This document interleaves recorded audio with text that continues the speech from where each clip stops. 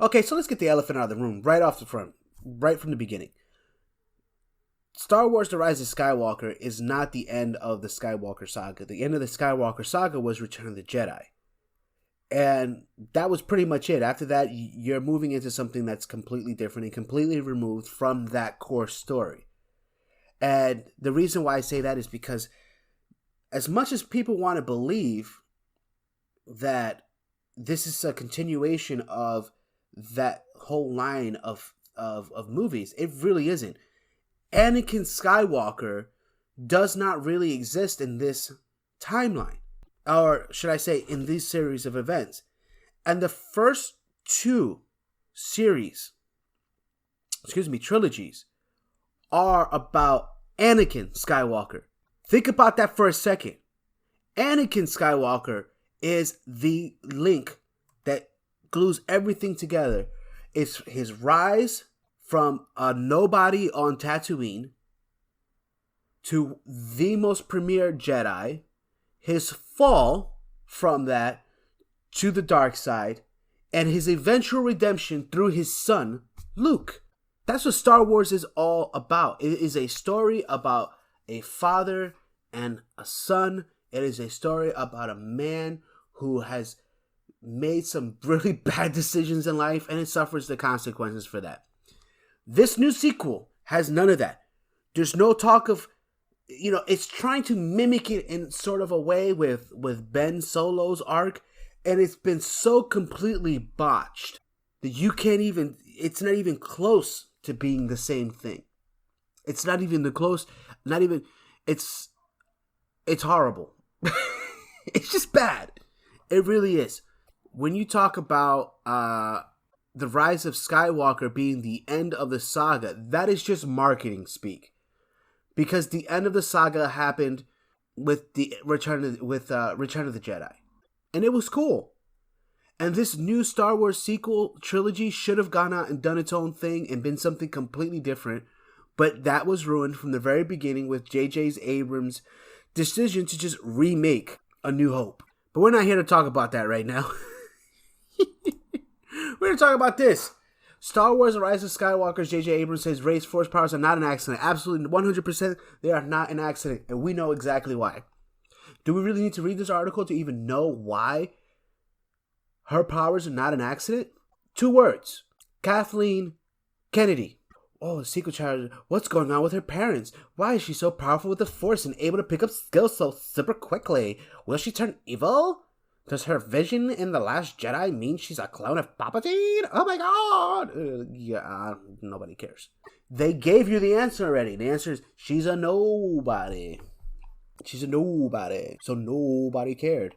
When Rolling Stone brought up Rey's aptitude, the director replied, I like how they say the aptitude. They could have changed this to, when Rolling Stone brought up Rey's Mary Sue status, the director replied, yeah, spooky, right? So spooky. It's a fair point.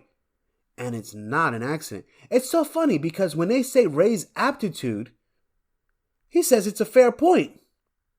But if they would have said, hey, what's up with Rey's Mary Sue status? He would have said, oh man, what are you talking about? There's no Mary Sue status. What's wrong with you? Speaking a bit more about Daisy Ridley's hero, Abrams added, the idea was to tell a tale of a young woman who was innately powerful, innately moral, innately good, but also struggling with her place in the world and forced to fend for herself. This is my problem with that statement. Forced to fend for herself in every way. That is, people are offering to help her all the time. Finn's entire arc was trying to help her. Han Solo offered her a job on the Millennium Falcon before he was killed. People just love this girl. They absolutely love her. Anytime that they see her, they just want to help her so much. They got to. They just feel this pure essence of goodness coming from her, and they gotta help her. I mean, come on. Leia hugged her before she even hugged Chewie.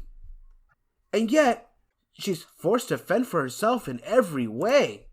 All she's got to do is ask, baby, and they'll give it to her because she's Rey, baby. So that's the problem. They're trying to tell a message, but they don't know how to tell it. They don't know how to show it.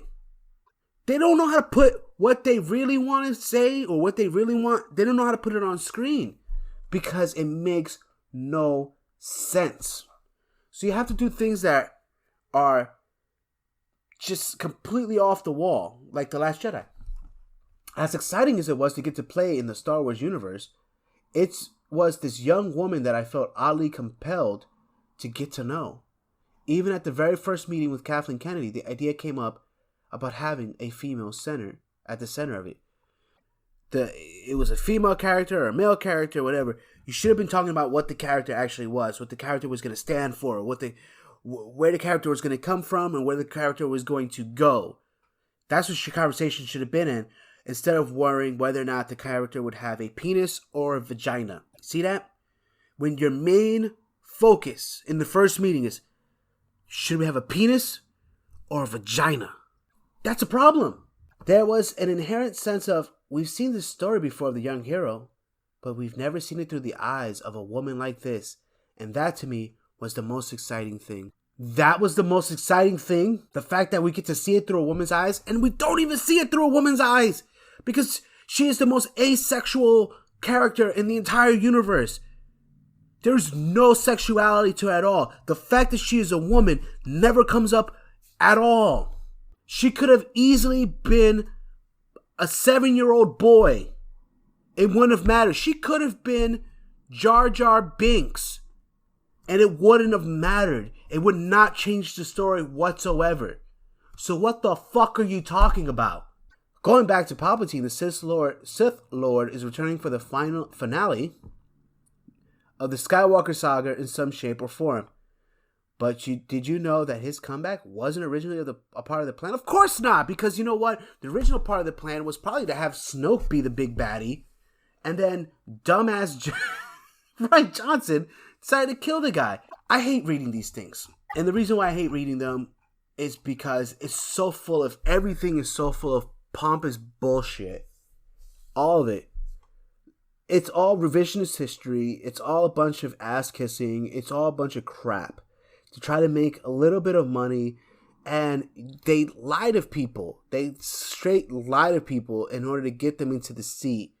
And that's what I don't particularly care for. Why don't you actually go out there and try to make a great movie? From the very beginning, their first thought process when it came to creating this was whether or not they would have a male or female protagonist, and didn't give two shits of the story.